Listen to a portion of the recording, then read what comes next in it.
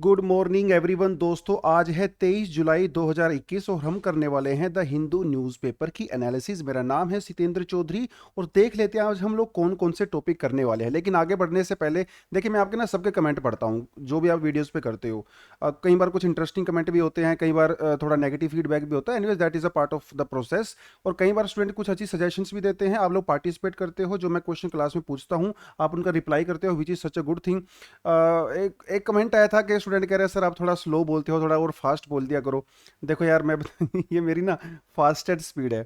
इससे ज़्यादा अगर मैं स्पीड में बोलूँगा ना तो मैं चक्कर आके यहीं पे गिरने लगूंगा। आप यूट्यूब पे थोड़ी स्पीड अपनी इंक्रीज कर सकते हो, 1.25 पे देख सकते हो अगर आपको लगता है स्पीड ज़्यादा है।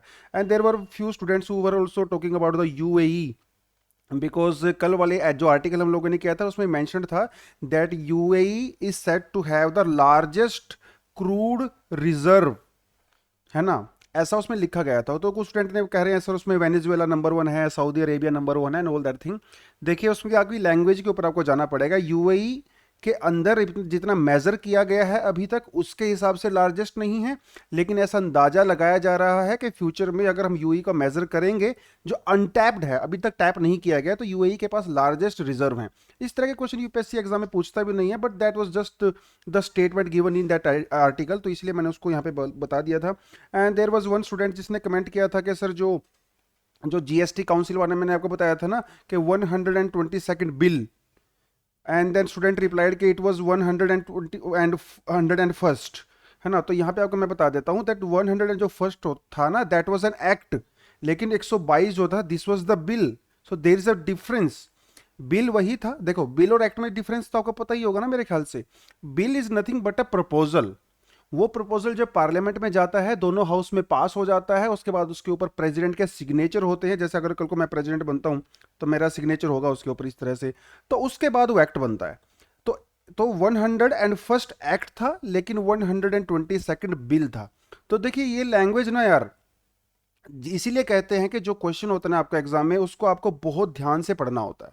अगर आप क्वेश्चन को ध्यान से नहीं पढ़ोगे 2-3 बार, उसकी आपको बहुत बार ऐसा होगा ना, आप एग्जाम में बैठोगे और गलत क्वेश्चन अटेम्प्ट करके आ जाओगे और घर पे आके ना आपको पता चल जाएगा आपने गलत किया है, क्योंकि ये सिली मिस्टेक्स होती हैं। इसीलिए अपने क्वेश्चंस को ध्यान से पढ़ो, 2 बार पढ़ो। प्रीलिम्स भी आपके पास खूब टाइम होता है, आप 2 बार भी क्वेश्चन पढ़ सकते हो, 3 बार भी पढ़ सकते हो। लेकिन दोस्तों क्वेश्चन को ध्यान से पढ़ो, उसके अंदर इतना छोटा सा माइन्यूट सा डिफरेंस आपको मिलेगा ना, वहीं से आपका क्वेश्चन गलत हो सकता है। इसलिए बार बार देखा करो, ध्यान दिया करो लैंग्वेज के ऊपर भी। एनीवेज, अब हम कौन कौन से टॉपिक करने वाले हैं। The first topic that we are going to do is, हाँ एक और क्वेश्चन था जो हम कल मैंने पूछा था, that was about the electoral bond. देखिए इलेक्टोरल बॉन्ड में सिर्फ सिटीजनशिप ही जो है वो उसमें पार्टिसिपेट कर सकते हैं, फॉरेन आदमी उसमें जो है पार्टिसिपेट नहीं करता। देखिए सिंपल सा लॉजिक है, आपको इलेक्टोरल बॉन्ड लेने के लिए आपको बैंक में जाना पड़ेगा, बैंक में आपका जो है अकाउंट होना चाहिए, है ना। आपको वहाँ पे केवाईसी देना पड़ेगा, तभी तो बैंक आपको वो बॉन्ड देगा ना, अदरवाइज तो नहीं देगा। अब अमेरिका से वो टॉम क्रूज आके थोड़ी बैंक में एसबीआई में ब्रांच में जाके बॉन्ड खरीद सकता है। तो इसलिए फॉरेनर्स नहीं कर सकते इलेक्टोरल बॉन्ड के अंदर, इंडियन सिटीजनशिप ही, जो इंडियन सिटीजन है वही कर सकते हैं। लेकिन फॉरेन कंपनीज इंडिया में जो है वो चंदा दे सकती हैं पार्टीज को, दैट इज देयर, है ना। चलिए जी, तो the first topic that we are going to do is about the Pegasus discussed in parliament. देखिए पैगासस को मैं नहीं करवाने वाला हूं, ऑलरेडी कई बार कर चुके हैं, इसकी तो हम खाल निकाल चुके हैं बेचारे की। इसलिए हम थोड़ा सा पार्लियामेंट के सेशन के बारे में पढ़ लेंगे कम से कम, है ना। तो जीएस पेपर 2 में थोड़ा सा बताऊंगा आपको पार्लियामेंट्री सेशन के बारे में। Then next topic would be about the collegium and the appointment of the, ये ऑफ में डबल एफ नहीं आएगा, सिंगल एफ आएगा, अपॉइंटमेंट ऑफ द जजेस। जीएस पेपर 2 में सुप्रीम कोर्ट ने अभी कुछ बोला है, इसके बारे में हम लोग थोड़ा सा बात करेंगे। The next topic would be about the micro plastic in Ganga. भैया पोल्यूशन बहुत बड़ी प्रॉब्लम है, and Ganga is one of the most polluted river in India. मैं one of the most polluted कह रहा हूं, द मोस्ट पोल्यूटेड नहीं कह रहा हूं, यहां पे भी आपको ध्यान देने की जरूरत है, मतलब और भी पोल्यूटेड है, गंगा भी उनमें से एक है। आरबीआई प्लान्स डिजिटल करेंसी, ये काफ़ी इंटरेस्टिंग रहने वाला है, इसके बारे में हम थोड़ा सा देखेंगे कि जैसे बिटकॉइन है ना, बिटकॉइन है, एथीरियम है, डोज कॉइन है, ये सब डिजिटल करेंसीज हैं। आरबीआई खुद अपनी एक डिजिटल करेंसी लॉन्च करने की कोशिश कर रही है, सोच रही है, उसके बारे में प्लान कर रही है, तो बड़ा इंटरेस्टिंग होगा फ्यूचर में ये देखना। तो इसके बारे में थोड़ा सा हम लोग देखेंगे। Next topic would be about the critical analysis of e commerce rule. ये आज का एडिटोरियल है जिसको हम लोग कवर करने वाले हैं। ये एक इंटरव्यू की फॉर्म में है, लेकिन इसको मैं एडिटोरियल की फॉर्म में कन्वर्ट करके आपको बताने वाला हूँ। जितना सिंपल लैंग्वेज में हो सकेगा करेंगे। वैसे भी ये जो इकोनॉमी वाले टॉपिक होते हैं ना, थोड़े से कॉम्प्लेक्स होते हैं, है ना। क्योंकि इकोनॉमी से की जो टेक्निकल टर्म्स होती हैं, ये डेली बेसिस पे हम लोग उनसे इंटरेक्ट होते नहीं हैं। इकोनॉमी हमारा बैकग्राउंड भी नहीं होता है कॉलेज वगैरह में, तो थोड़ा सा डिफिकल्टी होती है। लेकिन भैया जब कहते हैं ना, ओखली में सिर दिया तो मूसलों से क्या डरना। और जब यूपीएससी में आपने इस ओखली में सिर दे ही दिया है, तो अब चाहे बायोलॉजी आए, चाहे इकोनॉमी आए, चाहे हिस्ट्री आए, अब तो आपको करना ही है ना। तो उसका कोई चांस नहीं है। हाँ, लेकिन एक चीज़ को आप बार बार करते रहते हो तो वही चीज़ आपको इजी लगने लगती है ना। जब साइकिल आपने फर्स्ट टाइम चलाया होगा तो आप पहले बार में थोड़ी सीख गए होंगे, गिरे होंगे, उठे होंगे। इसी तरह से हम लोग इकोनॉमी को भी कवर करेंगे अपना।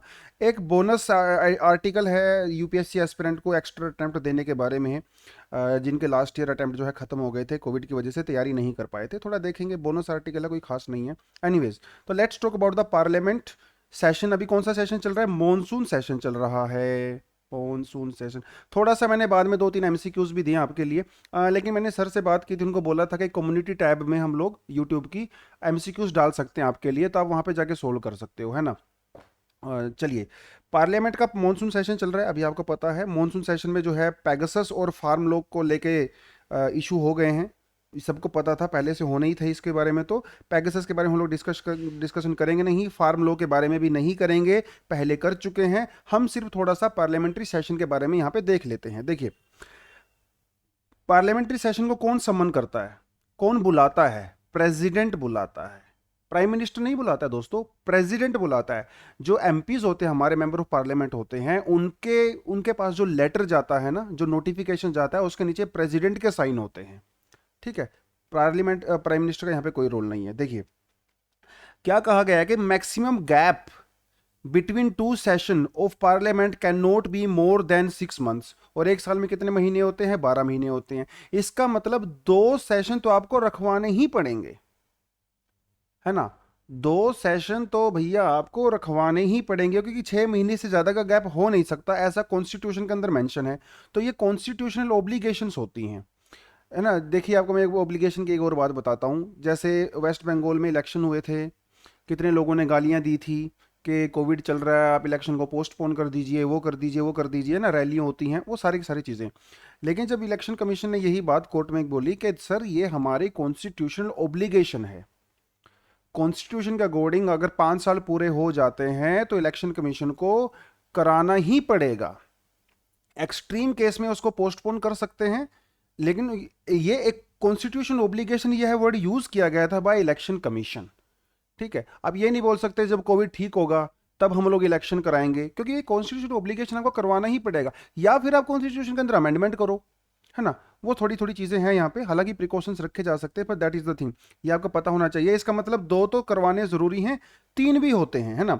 इन other words, parliament should meet at least twice a year, 2 बार तो उसको मिलना ही पड़ेगा, बैठना ही पड़ेगा। और 3 सेशन हमारे यहाँ पे होते हैं। पहला होता है बजट सेशन, यह सबसे बड़ा सेशन होता है, बिकॉज बजट, देखिए बजट सेशन में क्या है ना, वो फरवरी के महीने में इंट्रोड्यूस होता है, उसके बाद 1 महीने की छुट्टी हो जाती है। 1 महीने की छुट्टी को बोलते हैं रिसेस। कि उस रिसेस के टाइम पे जो अलग अलग डिपार्टमेंट होते हैं ना, वो उसको असेस करते हैं अपने हिसाब से। तो सबसे बड़ा सेशन तो बजट सेशन है, ये भी आपसे एग्जाम में पूछ सकते हैं। मॉनसून सेशन उसके बाद आता है, जो अभी चल रहा है, जुलाई में शुरू हुआ तो सितंबर में जाके ये खत्म होगा। कई बार ऐसा भी हो सकता है कि अगस्त में भी खत्म हो सकता है। ठीक है, अगस्त के लास्ट वीक में भी खत्म हो सकता है, ऐसा कोई रूल नहीं है कि सितंबर में ही खत्म होगा। आप ये देख, अब इसको ध्यान रखिए, ऐसा मेंशन नहीं है कहीं पे भी कॉन्स्टिट्यूशन के अंदर, ये सिर्फ एक कन्वेंशन है। विंटर सेशन जो है नवंबर और दिसंबर में, सबसे स्मॉलेस्ट जो है वो आपका विंटर सेशन ही रहता है। ठीक है, चलिए जी। 2-3 टर्म यहाँ पे यूज होते हैं जब आप लक्ष्मीकांत पढ़ते हो, इस तरह की चीजें। प्रोरोगेशन यूज होता है, प्रोरोगेशन जो है वो प्रेसिडेंट के द्वारा की जाती है। डिसोल्यूशन जो है वो प्रेसिडेंट के द्वारा की जाती है। ठीक है। डिसोल्यूशन का मतलब क्या होता है कि जब लोकसभा खत्म हो जाती है, लोकसभा के 5 साल पूरे हो जाते हैं, तो वो डिसोल्व हो जाती है। डिसोल्व का मतलब खत्म, है ना, अभी अगले इलेक्शन होंगे। एडजर्नमेंट का मतलब ये होता है जैसे कोई सेशन चल रहा है, जैसे कल सेशन चल रहा था तो बीच में बहुत ज़्यादा कांग्रेस वालों ने हुड़दंग मचा दिया था। तो स्पीकर जो वहाँ बैठे थे, उन्होंने कहा कि चलिए हम 15 मिनट के बाद मिलते हैं। तो वो जो 15 मिनट की छुट्टी होती है ना, उसे कहा जाता है एडजर्नमेंट। ठीक है। तो बीच में जो ये ब्रेक होता है ना, दैट इज अर्जनमेंट, उसमें प्रेसिडेंट का कोई रोल नहीं होता, उसको कौन करता है, प्रिजाइडिंग ऑफिसर करता है। स्पीकर भी हो सकते हैं, डेप्यूटी स्पीकर भी हो सकते हैं लोकसभा में, और राज्यसभा के मामले में चेयरमैन और डेप्यूटी चेयरमैन होते हैं। चेयरमैन तो आपको पता ही है, हमारे वाइस प्रेसिडेंट होते हैं। तो ये थोड़ा सा आपको ध्यान देने की जरूरत है। सिर्फ प्रोरोगेशन वाले केस में और डिसोल्यूशन वाले केस में ही प्रेसिडेंट होता है, बाकी प्रेजाइडिंग ऑफिसर होता है। तो ये छोटी छोटी चीजें हैं, इसलिए तो मजा है लक्ष्मीकांत पढ़ने का। जितनी बार आप लक्ष्मीकांत पढ़ोगे ना, आपको कुछ नया देखने को मिलेगा। 50 बार पढ़ोगे ना, 50 बार आपको नया देखने को मिलेगा। क्योंकि ये जो छोटे छोटे लाइंस के बीच में जो रिलेशंस होते हैं ना, जितना ज्यादा आप पढ़ोगे, रिवाइज करोगे, उतना ही ज्यादा आप इसको डॉट्स को कनेक्ट कर सकते हो। चलिए जी, अगली जो न्यूज आती है, that is about the appointment of the जजेस थ्रू कोलेजियम सिस्टम। अब देखिए, थोड़ा सा बता देता हूँ आपको। आर्टिकल में कुछ खास नहीं है, लेकिन डिटेलिंग मैंने थोड़ा एक्स्ट्रा यहाँ पे ऐड की है। Article 124(2) of Indian constitution and article 217, it talks about the जजेस ऑफ सुप्रीम कोर्ट, उनकी अपॉइंटमेंट के बारे में बात करता है। और 217 जो है, इट टॉक्स अबाउट द जजेस ऑफ द हाई कोर्ट। तो आपको ध्यान देने की जरूरत है, 124 जो है सुप्रीम कोर्ट, और 207 जो है वो हाई कोर्ट। ठीक है, चलिए, क्या कहता है, the Indian constitution states that the जजेस of the high court shall be appointed by the president, president ही अपॉइंट करेगा, in the consultation with the chief justice of India and the governor of the states. तो chief justice of India और governor जो है उस state के, उनकी भी कंसल्टेशन ली जाती है यहाँ पे। देखिए, बात यहाँ पे ये है कि प्रेसिडेंट तो उनको अपॉइंट करता है, नो डाउट, लेकिन प्रेसिडेंट अपने मन का मालिक नहीं है। प्रेसिडेंट को रिकमेंडेशन दी जाती है बाय कोलेजियम। वो कोलेजियम अपनी रिकमेंडेशन भेजता है, उसके बाद उनको प्रेसिडेंट अपॉइंट करता है।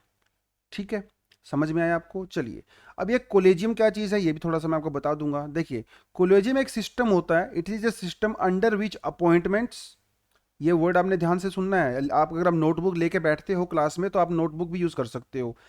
It is system under which appointments, elevation of जजेस, lawyers to supreme court and transfer of जजेस of high courts and apex court. एक लाइन के अंदर कितने सारे कॉन्सेप्ट हैं। कोलेजियम सिस्टम अपॉइंटमेंट को भी ध्यान में रखता है, एलिवेशन को भी ध्यान में। एलिवेशन मतलब जैसे कोई हाई कोर्ट के जज को अगर सुप्रीम कोर्ट का बनाना है, प्रमोशन बेसिकली, प्रमोशन को भी कोलेजियम देखता है। किसकी प्रमोशन? जजेस की भी और लॉयर्स की भी। लॉयर्स की भी, हाई कोर्ट के जज जो हैं, लॉयर जो होते हैं, वो भी जज बनाए जा सकते हैं।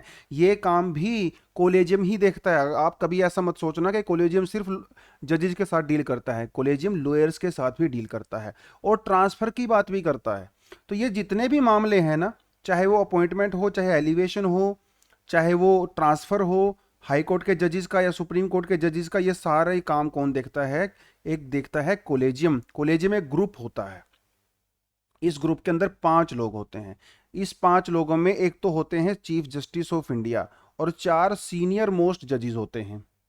ठीक है, chief justice of India and the 4 senior most जजेस ऑफ द सुप्रीम कोर्ट। ऐसा ही एक कोलेजियम हाई कोर्ट के अंदर भी होता है, उसके अंदर भी हाई कोर्ट के चीफ जस्टिस होते हैं और 4 सीनियर मोस्ट जजेस होते हैं। कोलेजियम को ओरिजिनल कॉन्स्टिट्यूशन में कहीं पे भी मेंशन नहीं किया गया है।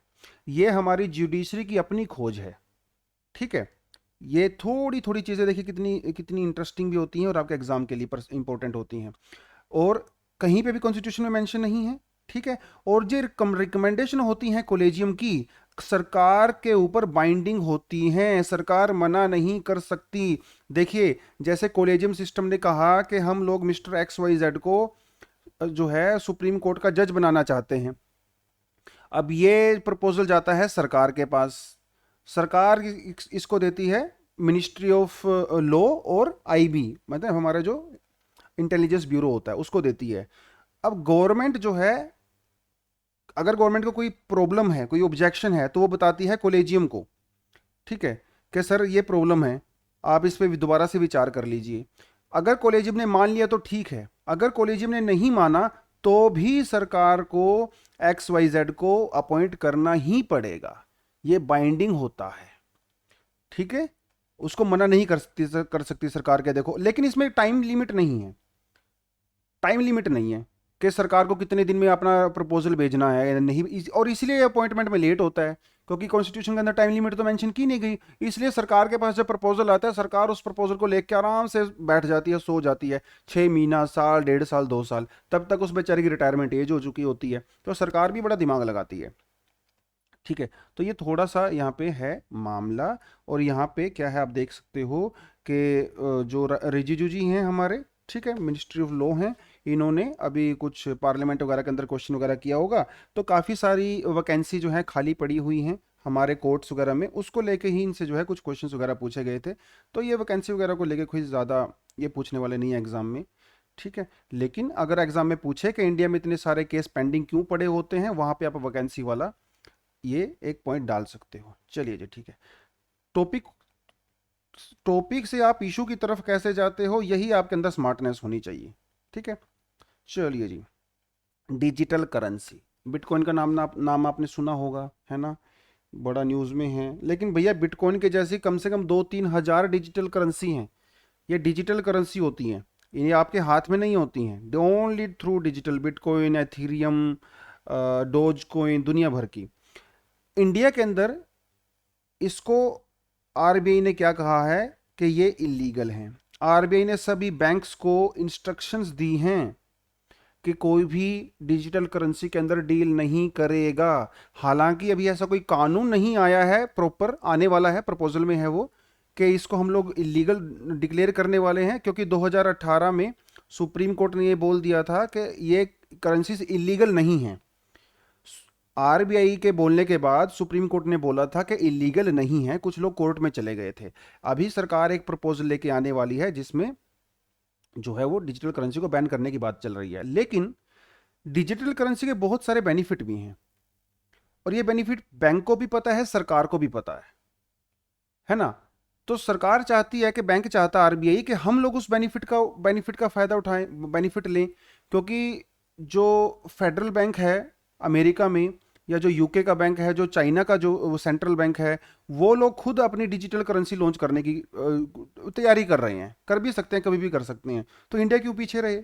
तो इंडिया में जो आरबीआई है उसने भी जो है स्टेप लिया है, पायलट प्रोजेक्ट चलाया है, जिससे हम लोग ये डिस्कशन करेंगे कि डिजिटल करेंसी को लॉन्च करना वायबल है भी है कि नहीं, इससे क्या क्या बेनिफिट हो सकते हैं। उसे कहा जाएगा, मतलब सेंट्रल बैंक डिजिटल करेंसी, इसका नाम होगा central bank digital currency, CBDC।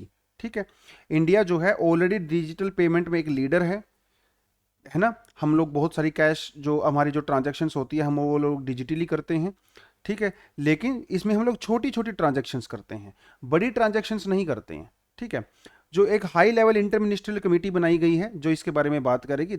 लेकिन देखिए, हमारा जो ओरिजिनल आरबीआई एक्ट है, वो आरबीआई एक्ट डिजिटल करेंसी से तो डील नहीं करता है, क्योंकि जब आरबीआई एक्ट को इंट्रोड्यूस किया गया था तब तो डिजिटल करेंसी नाम की चीज थी ही नहीं। इसीलिए अगर सरकार डिजिटल करेंसी को लॉन्च करने की फिराक में है और आरबीआई इसको डिजिटल करेंसी को लॉन्च करना चाहता है, तो उसको आरबीआई एक्ट के अंदर भी अमेंडमेंट करना पड़ेगा। लेकिन डिजिटल करेंसी को सरकार क्यों लॉन्च करना चाहती है आरबीआई के थ्रू, इसके कई सारे बेनिफिट है। देखिए, इसका बेनिफिट ये है कि एक तो जो, मतलब देखिए, जब आप डिजिटल करेंसी का यूज करोगे तो आपका बहुत पैसा बचेगा। जो प्रिंटिंग में पैसा खर्च होता है वो आपका बचेगा, ट्रांसपोर्ट में जो पैसा खर्च होता है आपका वो बचेगा, है ना, स्टोरेज आपको करनी पड़ती है इतनी सारी करेंसी की, वो आपका पैसा बचेगा। इसमें भी लाखों करोड़ रुपए खर्च होते हैं, उसको प्रिंट करना, फिर उसको ट्रांसफर करना, उसको ट्रांसपोर्टेशन के थ्रू लेके जाना, उसको स्टोर करना, बहुत झंझट है। अगर आप डिजिटल करेंसी का यूज करोगे तो सारा झंझट खत्म, है ना। बड़ी बात ये हो गई। दूसरी बात यहां पे ये है कि जो नेशनल करेंसी है ना, अगर आप उसको रिकग्नाइज कर लेते हो, मतलब जैसे कल को अगर डिजिटल करेंसी को लोग इंट्रोड्यूस करते हैं हम लोग, और उसको एज ए नेशनल करेंसी अगर हम लोग रिकग्नाइज कर लेते हैं थ्रू आरबीआई। देखिए अभी क्या है ना, प्राइवेट वर्चुअल करेंसी जैसे बिटकॉइन वगैरह वो सर्कुलेशन में है। प्राइवेट करेंसी का ना बड़ा गड़बड़ रहता है, कब ऊपर चला जाए, कोई नीचे चला जाए, क्योंकि इसको कोई रेगुलेट तो करता नहीं है, इसलिए इसमें थ्रेट है। लेकिन सरकार अगर खुद की डिजिटल करेंसी करेगी ना, तो उस थ्रेट से बचा जा सकता है। अभी जो प्राइवेट करेंसी चल रही है उसमें काफ़ी ज़्यादा थ्रेट है। आप देख लो, इलोन मस्क हैं, इनको तो पता ही होगा आपको। इलोन मस्क ने कल एक ट्वीट किया था कि आई हैव बिटकॉइंस, और उनके सिर्फ ये 3 वर्ड लिखने से बिटकॉइन की वैल्यू जो है वो 30% इंक्रीज हो गई।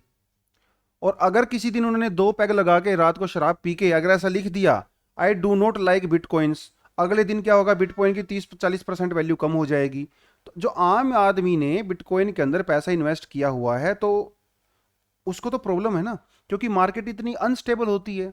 लेकिन अगर सरकार इसको रेगुलेट करेगी तो प्रॉपर तरीके से इसकी वैल्यू को स्टेबल कर सकते हैं, है ना। तो ये प्राइवेट वर्चुअल करेंसी का थोड़ा सा यहाँ पे थ्रेट है। सरकार नहीं चाहती कि बहुत सारे प्राइवेट प्लेयर्स यहाँ पे आएं, ठीक है। दूसरा, एक इंस्टेंटेनियस ट्रांजैक्शंस होती है, मिनटों सेकंड में ट्रांजैक्शंस होती हैं। आपको बैंकों के बीच में जो ट्रांजैक्शंस होती है ना, उसमें भटकना नहीं पड़ता है 2 घंटे 5 घंटे 2 दिन 4 दिन। देखिए हम तो यार 10-20 रुपए के ट्रांजैक्शन करते हैं, लेकिन जो सरकारें होती है ना, जो एक्सपोर्ट इंपोर्ट होता है, वो करोड़ों अरबों की बात मैं कर रहा हूँ। उतनी भी ट्रांजैक्शन जो है मिनटों में की जा सकती हैं। बहुत सारा कॉस्ट यहाँ पे बचाया जा सकता है जो इंटर बैंकिंग जो ट्रांजैक्शन हम लोग करते हैं, है ना। और फॉरेन ट्रेड को स्पीड अप किया जा सकता है, क्योंकि ट्रांजैक्शन फास्ट होगा तो ट्रेड भी फास्ट होगा। और real time globalisation of the payment system, मतलब जैसे आपको वेट नहीं करना पड़ेगा, तुरंत आपने एक्सपोर्ट किया तुरंत आपने इंपोर्ट किया, रियल टाइम ग्लोबलाइजेशन। मतलब जैसे अमेरिका में अभी क्या होता है, अभी जैसे मान लो हम लोग एक्सपोर्ट करते हैं, कोई इंपोर्ट करते हैं, है ना, तो डॉलर रुपी की जो ट्रांजैक्शन होती है, अब अमेरिका में इंडिया में तो टाइम जोन का फर्क है, अमेरिका जापान में टाइम जोन का फर्क है ना, वहां पे दिन होता है यहाँ पे रात होती है, उल्टा होता है। उसमें जो ट्रांजैक्शन के बीच में टाइम जो वेस्ट होता है ना, जो अलग अलग टाइम जोन की वजह से, क्योंकि वहां पे बैंकिंग सेक्टर अलग टाइम जोन में काम करता है, यहाँ पे अलग टाइम जोन में काम करता है, तो वो सारे के सारा झंझट खत्म हो जाएगा, क्योंकि रियल टाइम ग्लोबलाइज्ड ट्रांजैक्शन होंगी। बेनिफिट तो बहुत सारे हैं, नुकसान बहुत कम है। अगर आप इसको प्रॉपरली रेगुलेट करते हो और अगर प्रॉपरली प्राइवेट सिक्योरिटी रहती है तो इसमें हैकिंग का भी कोई खतरा नहीं है। बहुत कम ऐसे देखने को मिले हैं केस के बिटकॉइन वगैरह को किसी ने हैक कर लिया हो, क्योंकि हैक प्रूफ होता है ये। तो इन सारे बेनिफिट को ध्यान में रखते हुए ही आरबीआई लॉन्च करना चाहती है फ्यूचर में अपनी खुद की डिजिटल करेंसी। चाइना भी करना चाहता है, अमेरिका भी करना चाहता है, अमेरिका तो काफ़ी क्लोज है, कभी भी कर सकता है। एनीवेज, अगला जो हम लोग करने वाले हैं that is about the e commerce rules. देखिए यहाँ पे क्या है, ये अनुपम मनूर जी हैं, असिस्टेंट प्रोफेसर है तक्षशिला इंस्टीट्यूट के, और पृथ्वीराज मुखर्जी हैं, ये भी आईआईएम बेंगलोर के असिस्टेंट प्रोफेसर हैं। अब तो भैया पढ़े लिखे इंसान हैं, जानते हैं चीज़ों को। तो इस सरकार ने जो ई कॉमर्स बिल इंट्रोड्यूस किया है उसके बारे में इन्होंने बात की है, ठीक है। कुछ पॉजिटिव बात की है, ज्यादातर क्रिटिकली एनालाइज किया है, जो हमारे एग्जाम के लिए इंपॉर्टेंट होता है। देखिए जून में क्या था, जून में मिनिस्ट्री ऑफ कंज्यूमर अफेयर, एक एक वर्ड इंपॉर्टेंट है, ministry of consumer affair food and public distribution ने जो है एक प्रपोजल दिया था जिसे कहा गया था कंज्यूमर प्रोटेक्शन एक्ट 1929 के अंदर, हम 2019 के अंदर हमको अमेंडमेंट करना था, ठीक है। अभी तक हुआ नहीं है, लेट्स सी के हो भी जाएगा। इसमें क्या करना था, जितनी भी हमारी कंट्री में ई कॉमर्स कंपनी है उनको कंप्लायंस ऑफिसर को इंडिया में अपॉइंट करना था, रेजिडेंट ग्रीवेंस ऑफिसर को करना था, जो कि फेसबुक इन पे भी अप्लाई होता है, उनके लिए हम लोगों ने अलग आईटी रूल के अंदर चेंज किया था। फॉल बैक लाइबिलिटी, ये बहुत कंट्रोवर्शियल इन्होंने इंट्रोड्यूस किया था। फॉल बैक लाइबिलिटी का मतलब ये है कि जैसे आपने अमेजोन से कोई प्रोडक्ट ऑर्डर किया और अगर वो प्रोडक्ट जो है वो डिफॉल्ट हो जाता है तो उसमें अमेजोन का कसूर है दोस्तों, जिसने वो बेचा है ना प्रोडक्ट उसका कसूर नहीं है, तो अमेजोन भी उसके लिए रिस्पॉन्सिबल होगा। ये बहुत कंट्रोवर्शियल है। अमेजोन का कहना है कि भाई साहब मैं तो बीच में एक प्लेटफॉर्म हूं, ये प्रोडक्ट मेरे थोड़ी ही हैं, आप मुझे क्यों रिस्पॉन्सिबल बना रहे हो। ये जो फॉल बैक लाइबिलिटी वाला प्रोविजन है ना, ये इसमें इंट्रोड्यूस किया गया था, जिसको काफी क्रिटिसाइज भी किया जा रहा है, ठीक है। और फ्लैश सेल्स को बैन कर दिया, करने की बात इसमें कही गई है। जैसे होता है ना बिग बिलियन सेल होती है, अमेजोन पे भी होती है, फ्लिपकार्ट पे भी होती है, तो इसको बैन करने की बात की गई है। ये भी एक बड़ा कंट्रोवर्शियल प्रोविजन है, मैं आगे आपको बताऊंगा कैसे है। वैसे मैं पहले भी इसके बारे में एनालिसिस करवा चुका हूँ, ऑलरेडी आपको सबको पता ही है। एनीवेज, तो इशू क्या है, कुछ जो इसके अंदर जो नेगेटिव चीज़ें हैं वो बता देता हूँ आपको। देखिए पहली बात तो है कानून की बात है। ये जो कानून सरकार लेके आई है वो लेके आई है किसके थ्रू, कंज्यूमर अफेयर के थ्रू। इसमें अंदर जो प्रोविजन है वो दूसरे कानून में डील होते हैं, जैसे कंपटीशन कमीशन ऑफ इंडिया, है ना, आपका जो कंपनीज एक्ट है। तो ओवरलैपिंग हो रही है, बहुत सारे कानून की जो है ओवरलैपिंग हो रही है, मिनिस्ट्री ऑफ कंज्यूमर अफेयर और कंपटीशन कमीशन ऑफ इंडिया। एक तरफ सरकार कहती है कि मुझे अपने कंज्यूमर के जो वेलफेयर है उसको प्रोटेक्ट करना है, दूसरी तरफ सरकार कहती है कि जो बड़ी बड़ी कंपनीज हैं इन्होंने मोनोपोली बना के रखी है, मुझे इनकी मोनोपोली तोड़नी है। तो मोनोपोली वाला काम किसका है, सीसीआई का है, कंज्यूमर अफेयर वाला काम किसका है, इसका है। तो ये ओवरलैपिंग हो गई है ना, ओवरलैपिंग हो गई है। देखिए दूसरी बात, अगर किसी कंज्यूमर को कोई प्रॉब्लम है, अगर किसी कस्टमर को कोई प्रॉब्लम हो जाती है तो उसके लिए तो हमारे पास ऑलरेडी कंज्यूमर फोरम है ना। आप एक्स्ट्रा इतनी चीजें क्यों कॉम्प्लिकेट कर रहे हो भाई? चीजों को सिंप्लीफाई करो ना। इसलिए तो इंडिया ईज ऑफ डूइंग में इतना पीछे है, क्योंकि हमारे यहाँ पे लॉ बहुत ज्यादा कॉम्प्लेक्स हैं। एक छोटी सी चीज के लिए 50 लॉ बना रखे हैं। इसीलिए ये बड़ी बड़ी कंपनी जो है केस को सालों साल खींचती रहती हैं, अलग अलग लिटिगेशन डालती रहती हैं। तो जब ऑलरेडी हमारे पास लॉ है, वो अच्छा खासा काम कर रहा है, तो आप क्यों दिक्कत कर रहे हो? इंडिया में जो है कंपटीशन है अलग अलग फर्म के अंदर। जैसे सरकार का ये कहना है कि जो बड़ी बड़ी कंपनी होती है मार्केट को डोमिनेट करते हैं, डेफिनेटली मार्केट को डोमिनेट करती हैं। लेकिन आपको क्या लगता है, क्या अमेजोन और फ्लिपकार्ट के बीच में कंपटीशन नहीं है क्या? कंपटीशन है। और जब दो बड़ी बड़ी फर्म्स के बीच में कंपटीशन होता है ना, तो कंज्यूमर को बेनिफिट होता है, क्योंकि वो प्राइस को कम करती हैं, जो अपने कंज्यूमर को बेटर क्वालिटी देती हैं ताकि वो उनकी तरफ अट्रैक्ट हो। तो इंडिया में अभी कंपटीशन है। कंपटीशन नहीं होगा फिर आप इंट्रोड्यूस कर सकते हो, वो आपकी मर्जी है। लेकिन फिलहाल मार्केट में इतना हालत खराब नहीं हुई है जितनी सरकार को लग रहा है। और कंज्यूमर फोरम तो है ही, कंज्यूमर के फोरम के पास आप जा सकते हो, वो सारी की सारी चीजें हैं। तो क्या सरकार इसमें हमारे जो डोमेस्टिक जो कंपनीज हैं उनको प्रोटेक्ट करने की कोशिश कर रही है? देखिए, एक तो मुझे ये चीज़ समझ नहीं आती कि एक तो सरकार कहती है कि फॉरेन कंपनी को इनवाइट करती है, आप हमारे देश में आइए, कंपनी यहाँ पे लगाइए, अपना फैक्ट्री यहाँ पे लगाइए, यहाँ पे प्रोड्यूस कीजिए, यहाँ पे बेचिए। मोदी जी दुनिया भर का चक्कर काटते हैं, फॉरेन कंपनी को इनवाइट करते हैं, फिर इंडिया में कहते हैं, आके कहते हैं आत्मनिर्भर भारत, हम फॉरेन कंपनीज को वेलकम नहीं करेंगे, हम अपनी डोमेस्टिक जो है कंपनीज को प्रोटेक्ट करेंगे। तो ये दोनों कितना कॉन्ट्राडिक्टरी हैं। कैसे सरकार ने का स्टैंड चेंज हो गया पिछले कुछ सालों में? पहले सरकार फॉरेन कंपनी को इनवाइट कर रही थी, अभी उनके ऊपर इंपोर्ट ड्यूटीज लगा रही है, उनके लिए यहाँ पे प्रोसेस डिफिकल्ट कर रही है। कॉन्ट्राडिक्टरी है। और इसी यही बात कल अमेरिका ने भी बोली है कि इंडिया के अंदर जो माहौल है ना बिजनेस का, वो ठीक नहीं है, बहुत कॉम्प्लेक्स है, बहुत कंफ्यूजिंग है। ठीक है, चलिए, क्योंकि यार आजकल से पूरी दुनिया जुड़ी हुई है ना, वो ग्लोबलाइज्ड वर्ल्ड है। प्रोटेक्शनिज्म, और देखिए 1991 से पहले तो हम प्रोटेक्शनिज्म करते ही थे। इंडिया के अंदर फॉरेन कंपनीज थी ही नहीं, नाम मात्र की थी। हमने सोचा था कि हमारी डोमेस्टिक जो है चीज़ों को हम लोग प्रोटेक्ट करेंगे, लेकिन हो नहीं पाया। आपको सबको पता है कि 1991 से पहले इंडिया में क्या था? एक दो कंपनियां होती थी घटिया घटिया सी, वही लोगों को इतना घटिया सामान बेचते थे, क्योंकि उनको पता था आपके मार्केट में कॉम्पिटिटर तो है ही नहीं, सरकार को प्रोटेक्ट कर रही है, तो जैसा सामान बेचो जनता को खरीदना पड़ेगा, है ना। आज आपके पास 50 मोबाइल फ़ोन की कंपनीज हैं, आप चूज कर सकते हो जो आपके हिसाब से सबसे बेस्ट होती है। अगर एक ही कंपनी होगी मोबाइल की, तो वो आपको जैसा भी मर्जी घटिया फ़ोन बेचेगी, आपको खरीदना पड़ेगा ना दोस्तों। तो कंपटीशन हमेशा अच्छा होता है, कंज्यूमर के लिए बहुत अच्छा होता है, और मार्केट के लिए भी अच्छा होता है। ठीक है, तो क्या सरकार प्रोटेक्ट करने की कोशिश कर रही है? ऐसा लग रहा है कि उसको करने की कोशिश कर रही है, लेकिन ये कंपनियां भी बड़ी स्मार्ट हैं। सरकार जितने कानून लेके आएगी उसके अंदर लूप होल निकाल देंगे। एक मैं आपको इसका एग्जांपल देता हूँ। सरकार ने ये रूल बनाया हुआ है कि कोई भी कंपनी जो विस्की बनाती है या फिर अल्कोहल प्रोडक्ट बनाती है, उसकी एडवर्टीजमेंट नहीं कर सकती, विस्की के प्रोडक्ट को प्रमोट नहीं कर सकती। लेकिन क्या आपको लगता है वो नहीं करते हैं क्या? विराट कोहली करता है ना, ये सारे प्लेयर करते हैं। मेक इट लार्ज ऐड आती है ना, make it large, Ranbir Singh उसमें आता है। तो ये किसकी ऐड करते हैं? रॉयल स्टैग की ऐड करते हैं ना। तो क्या इस कानून के बनाने के बाद भी ऐड नहीं आ रही हैं? क्या आ रही है ना। अभी वो क्या कर रहे हैं, वो विस्की विस्की को प्रमोट नहीं कर रहे हैं, रॉयल स्टैग सोडा को प्रमोट कर रहे हैं, या फिर किंगफिशर वाटर को कर देते। अरे बड़े स्मार्ट हैं भाई, बहुत स्मार्ट हैं। उन्होंने उसी नाम से पानी बना दिया, उसी नाम से सोडा बना दिया, अब कर लो क्या करोगे। तो कंपनीज बड़ी स्मार्ट होती हैं, है ना, वो कुछ ना कुछ तरीका निकाल ही लेंगी, आप जितना प्रोसेस को कॉम्प्लिकेट करोगे। ऊपर से अगर आप लोकल कंपनीज की बात करते हो, देखो, अगर लोकल कंपनीज अच्छी क्वालिटी देंगी और अगर लोकल कंपनीज का प्राइस कम होगा, तो कोई भी उनको प्रोटेक्ट करने की जरूरत नहीं है, वो खुद ही इंटरनेशनल कंपनी से compete कर लेंगी। लोकल कंपनीज को अपनी कैपेसिटी बढ़ानी चाहिए, अपनी क्वालिटी इंप्रूव करनी चाहिए।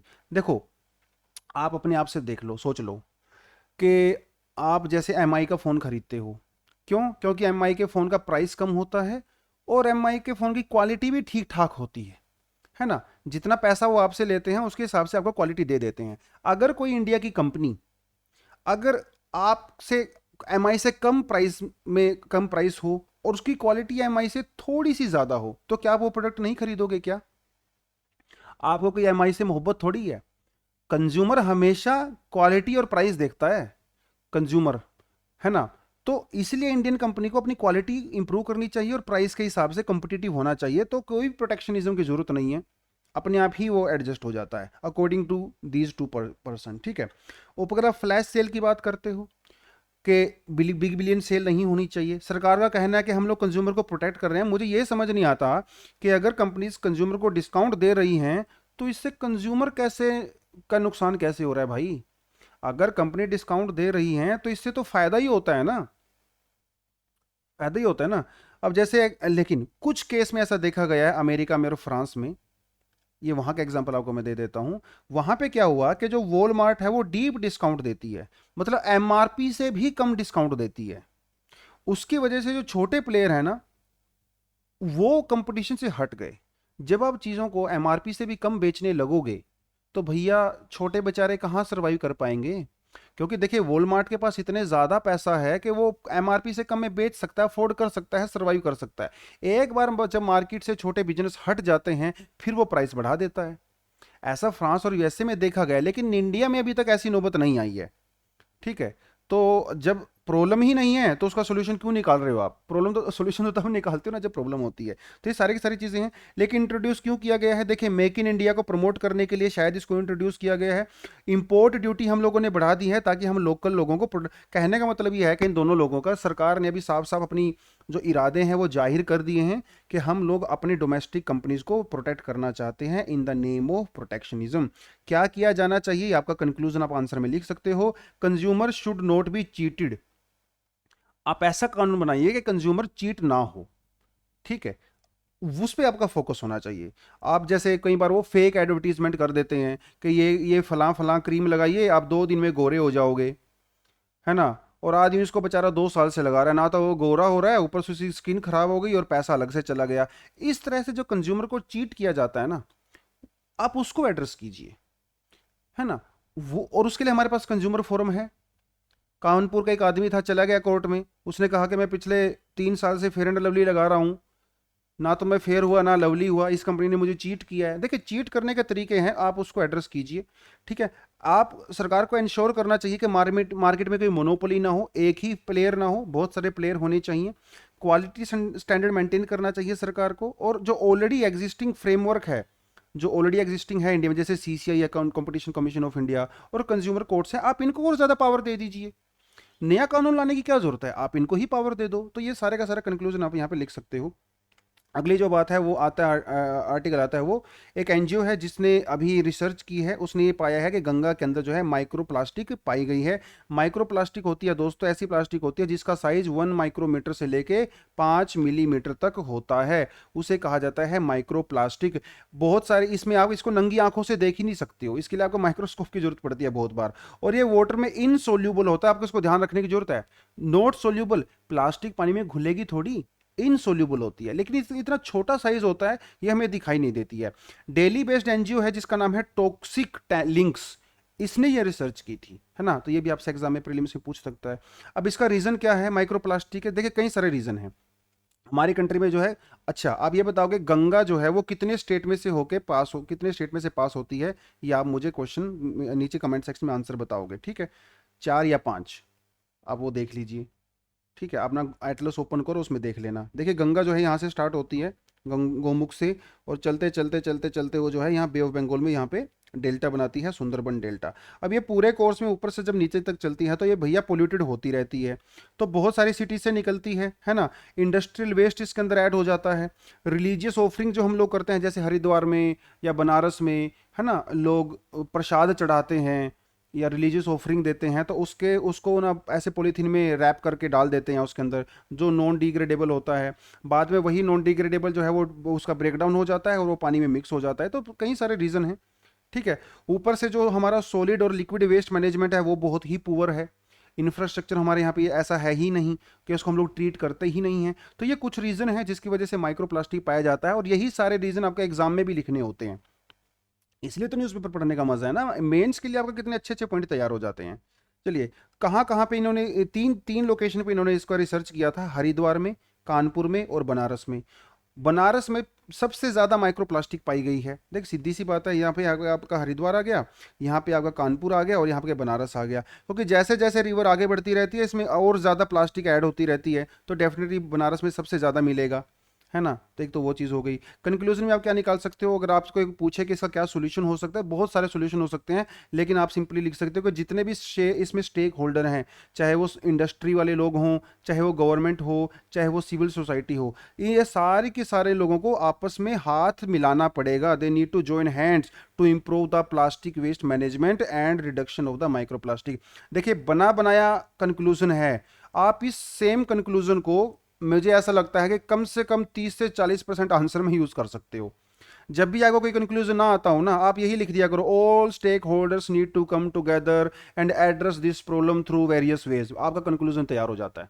ठीक है, चलिए जी, एक लास्ट बोनस पॉइंट आपको बता देता हूं कि यूपीएससी एस्पिरेंट जो 2020 में जिनके अटेम्प्ट खत्म हो गए थे बिकॉज ऑफ कोविड, देखिए कोविड की वजह से कुछ लोग तो एग्जाम दे ही नहीं पाए थे। जिन लोगों ने एग्जाम दिया था उनकी प्रॉपर प्रिपरेशन नहीं थी, तो वो लोग कहाँ के चले गए थे, सुप्रीम कोर्ट में चले गए थे। सुप्रीम कोर्ट के ने जो है उस टाइम पे उनको डिक्लाइन कर दिया था उनकी रिक्वेस्ट को। सुप्रीम कोर्ट ने कहा था कि नहीं नहीं, कोई आपको अटेम्प्ट नहीं मिलेगा, आप वापिस जाइए।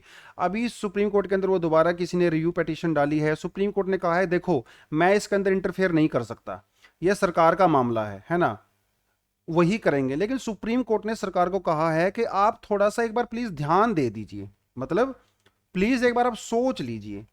सुप्रीम कोर्ट कह नहीं सकता सरकार को, डिक्टेट नहीं कर सकता, लेकिन सुप्रीम कोर्ट सरकार को बोला है कि यार इन बच्चों की प्रॉब्लम समझो, आप एक अटेम्प्ट दे दो तो आपका क्या बिगड़ेगा, बच्चे खुश हो जाएंगे, है ना। तो वो थोड़ा सा मामला है यहाँ पे। एक दो एमसीक्यूज आपको यहाँ पे देता हूँ, पहली बार मैं एमसीक्यू इंक्लूड कर रहा हूँ क्लास में, ठीक है चलिए। लेकिन ये एमसीक्यूज कोई ऐसे नहीं है कि आपको सीधा आंसर आ जाएगा, इन एमसीक्यू लिए आपको थोड़ा सा गूगल करना पड़ेगा, दिमाग दौड़ाना पड़ेगा भाई, ठीक है।